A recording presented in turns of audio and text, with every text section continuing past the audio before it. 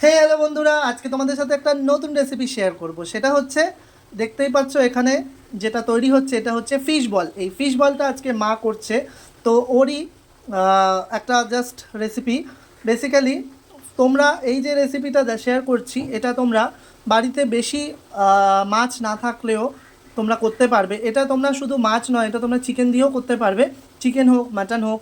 তো বেসিক্যালি কী করেছে, বাড়িতে বেশি মাছ ছিল না। তো 2 পিস মতো ছিল ফ্রিজে, সেখান থেকে নিয়ে মা ভাবলো এমন কিছু করা যাক যেটা দিয়ে সবার মোটামুটি হয়ে যাবে। তো 2 পিসে তো সবার হয় না, 2 পিস মাছে, তো এটাতে সবার মোটামুটি হয়ে যাবে। এটা বেসিক্যালি কী করেছে, মাছটাকে প্রথমে সিদ্ধ করে নিয়েছে জলের মধ্যে, একটু লেবুর রস নুন হলুদ দিয়ে ভালোভাবে ফুটিয়ে মাছটাকে সেদ্ধ করে নেওয়া হয়েছে।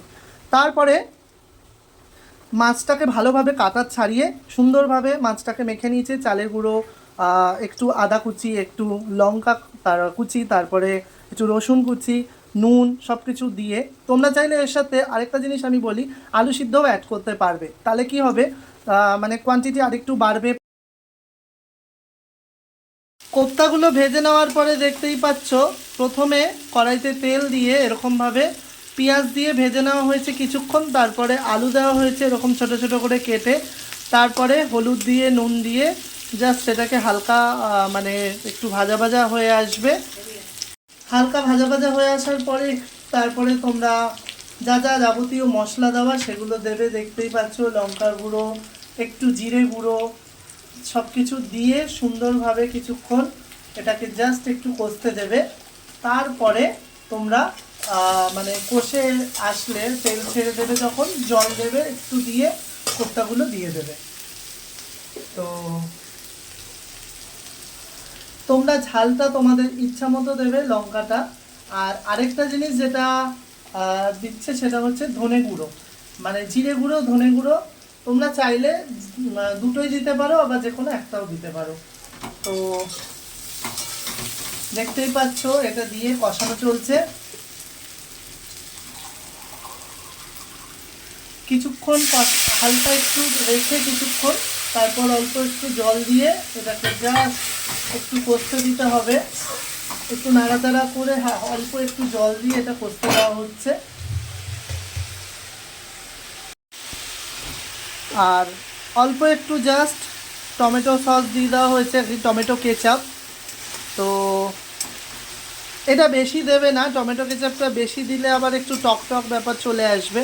তো এটা জাস্ট অল্প একটু দেওয়া হয়েছে টমেটো সাবস্টিটিউট হিসেবে, তোমরা চাইলে টমেটো ইউজ করতে পারো।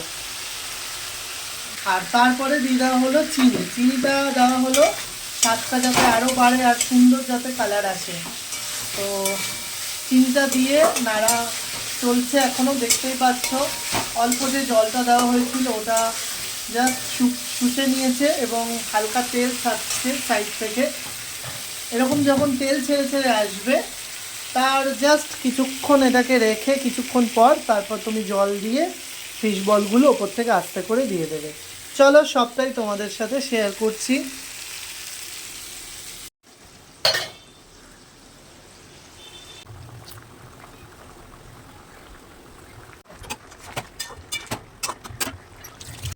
এবার ধনেপাতা কুচি আর ভেজে রাখা ফিশ বলগুলো দিয়ে ভালোভাবে ঝোলটাকে ফুটিয়ে নেব।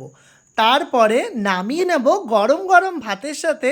এই ফিশ বল কারি বা মাছের কোপ্তা কারিটা একবার খেয়ে দেখুন, জাস্ট অসাধারণ এই রেসিপিটা।